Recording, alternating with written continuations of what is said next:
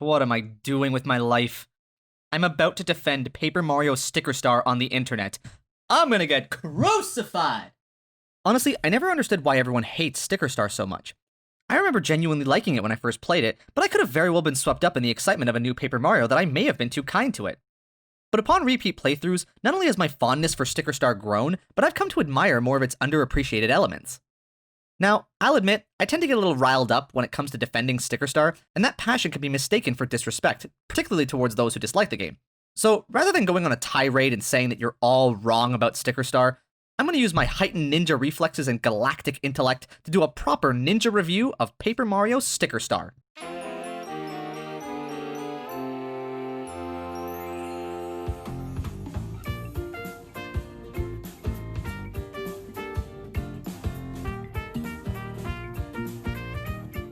Originally released on November 11th, 2012 for the Nintendo 3DS, Sticker Star was the first game in the franchise released on a portable console. While initial screenshots and pre-release footage made the game appear similar to the original Paper Mario released on the N64, the final version was completely different. It's worth noting that Shigeru Miyamoto was notorious for radically shifting directions midway through development.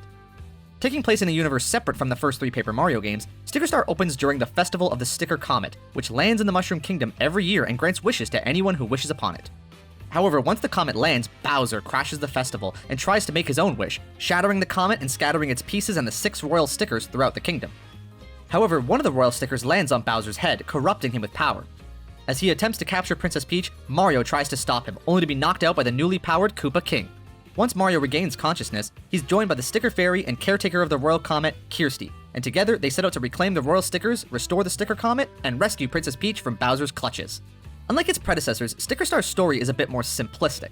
In fact, Miyamoto asked the developers to greatly de-emphasize the game's story, but simple doesn't always mean bad. It's definitely more narratively driven than standard Mario games, and it still has a lot of fun and humorous moments. Even though Bowser and Peach remain absent from the story in traditional Mario fashion, and some of the more unique bosses and enemies are replaced with standard Mario enemies. Again, Miyamoto asked the developers to complete as much of the game as possible with only characters from the Super Mario world. And while some may argue that this is unforgivable for a Paper Mario game, honestly, this never really bothered me because it kinda makes the game feel like what you would get if someone asked you to remake, like, Mario 3 as a Paper Mario game. Whereas Super Paper Mario feels like what you'd get if someone asked you to make Paper Mario into a Mario 3. Or I guess Mario 2, since Luigi and Peach are playable in that one. Never mind. There's one other reason I feel the simplified story works, but I'll get into that in a bit. For now, let's move on to the gameplay. Sticker Star takes a little influence from all three of its predecessors, while still wholly feeling like its own unique game. Much like the original Paper Mario and Thousand Year Door, gameplay consists of exploring 3D areas and participating in turn-based battles, and much like Super Paper Mario, there's a greater focus on fast-paced action platforming. But Sticker Star shakes things up in some interesting ways that I think not only work really well, but serve to set it apart from other, more traditional RPGs. The first thing players will notice is how Sticker Star eschews the more open-world elements of previous games in favor of individual levels, separated by a world map. I like this for two reasons. The first, I think it pays homage to the game that Paper Mario was supposed to be a direct sequel to, Super Mario RPG, which also had individual levels separated by a world map. The second reason, much like with the story, will be talked about in greater detail in just a little bit.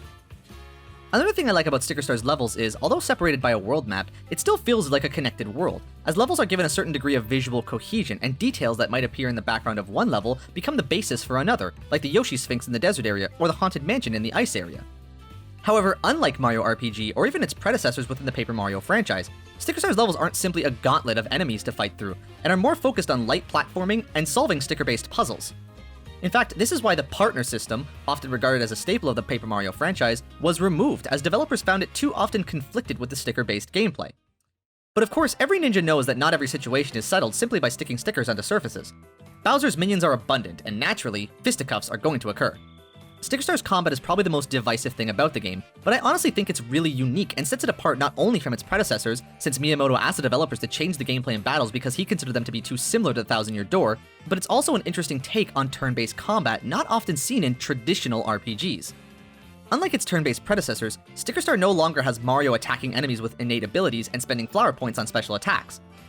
Instead, Mario now fights using stickers that can be purchased from shops, found scattered around levels, or gained from defeating enemies. Each attack consumes the sticker, so players need to plan effectively in battle in order to reduce sticker waste.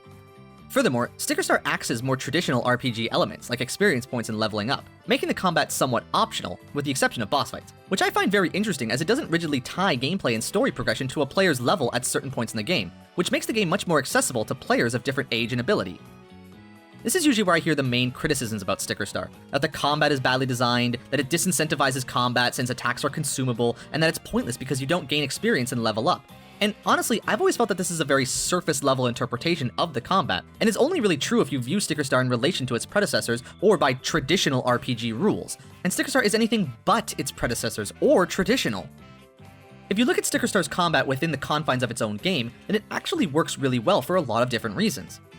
Firstly, the thing Sticker Star's combat rewards players with is coins, which is not only very on-brand for a Mario game, but actually makes a lot of sense, since the nature of attacking has changed to items that can be purchased, so too do the nature of coins change, replacing the function of experience. This can be seen in the way Sticker Star rewards players with coins at the end of each level, and the more enemies you face, the more coins you're rewarded with. So fighting a lot of enemies allows you to secure greater means to continue fighting, much like gaining experience in a traditional RPG. But Sticker Star also encourages players to be effective with their stickers in order to minimize waste and maintain the ability to fight enemies, namely through the game's perfect bonus. If players are able to finish a fight in one move, they're granted a perfect bonus, which rewards them with some bonus coins. So the game incentivizes players to try and use only one sticker for each fight, and to be an active participant in the fight since timed hits are still part of the combat. But if a fight might need 2 or more stickers in the first move, this can be assisted by the Battle Spinner, a roulette wheel that can provide extra attacks through luck, timing, or offering up some coins to link 2 slots or slow the spinner down. This is actually more cleverly designed than it may seem, since, as attacks are now consumable, the game doesn't openly give you the ability to burn through them, instead tying the use of multiple stickers to something luck-based, unless you offer up the main resource you have for acquiring new attacks. But even this is designed in such a way that players do not become reliant on it, since, while using the spinner always costs 3 coins, the price to link slots or slow the spinner down increases with each use. If players fight effectively, then sticker waste is reduced, plus there are always stickers scattered across the level or rewarded from downed enemies, so the game is consistently trying to provide players with the means to engage in combat, and not have to run back and forth from levels to the store. While some may argue that it's just as simple to run in and out of levels farming stickers, I would argue that the structure of Sticker Star's world map disincentivizes that kind of tactic, since there's a lot of wait time between jumping in and out of a level. The game is designed to be faster and more forward progressing, and the combat is designed with that speed in mind. Then there are the Thing stickers, extremely powerful stickers which are mainly used for puzzle solving, but can be devastating in combat, particularly with boss fights.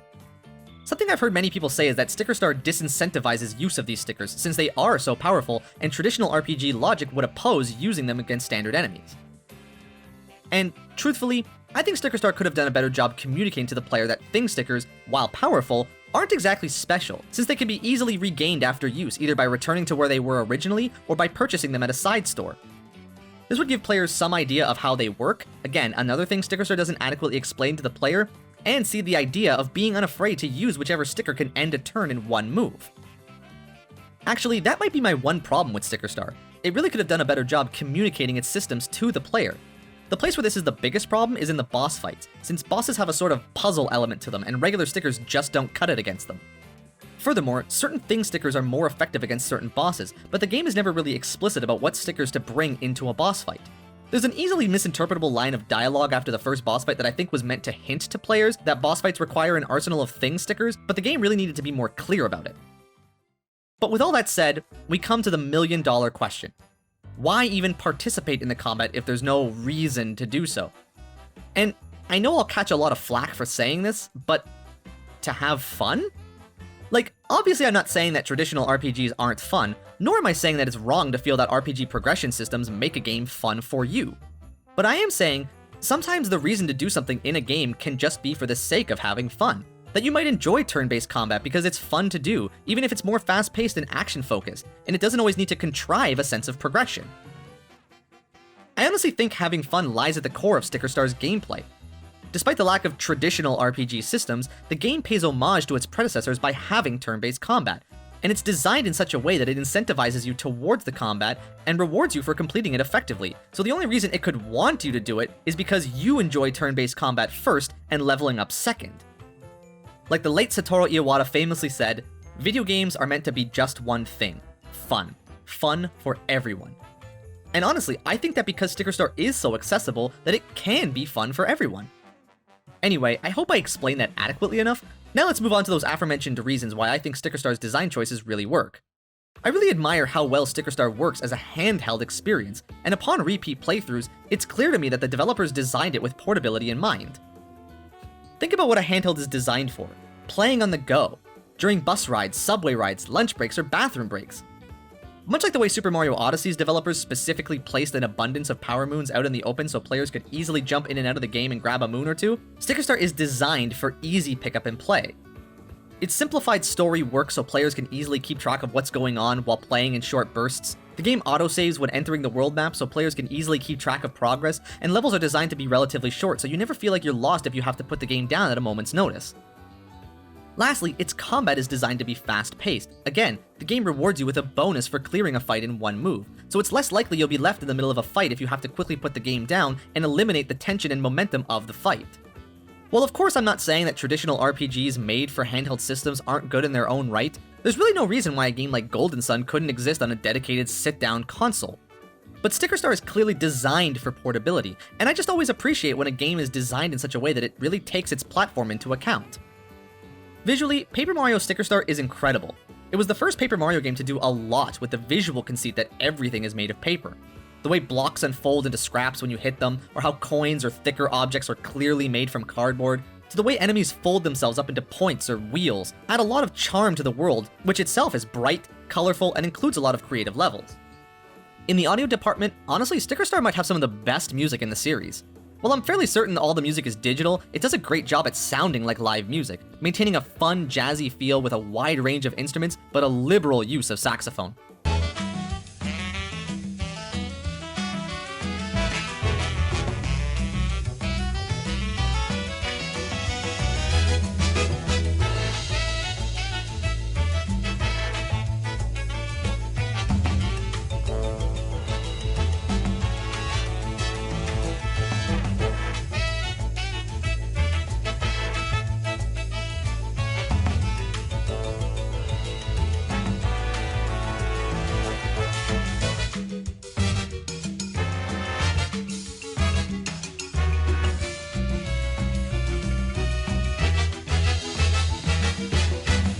Not only that, I honestly think Sticker Star has some of the best boss themes ever created, but none so in particular than the Tower Pokey. Seriously, just listen to this and tell me it does not slap.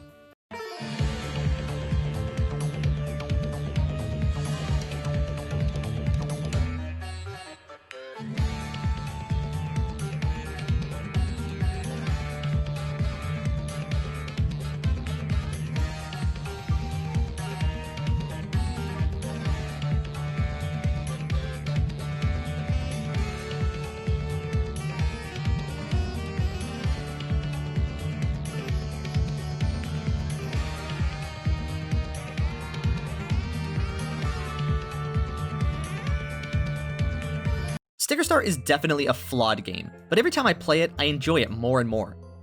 While I understand why so many people don't like it, I think it's kind of unfair to call it an out-and-out bad game. It's got its flaws, to be sure, but its design is solid, and I honestly feel it's definitely the most underrated game in the Paper Mario series, which has yet to produce a bad game. I'm glad subsequent games have taken more cues from it and gone in weird, out-there directions. I'll take Unique over just another Thousand Year Door any day. Paper Mario Sticker Star gets 4 Ninja Stars out of 5, and the official Ninja Seal of Approval. Well, thanks for watching another Ninja review. If you liked this video, let me know by hitting that like button, and be sure to let me know how wrong I am in the comments. If you're new here and you want to see more reviews by an actual ninja, subscribe to my channel, and don't forget to hit the little bell icon to turn on notifications so you never miss a video. But for another Ninja review, this has been your Ninja Jordan. Goodbye.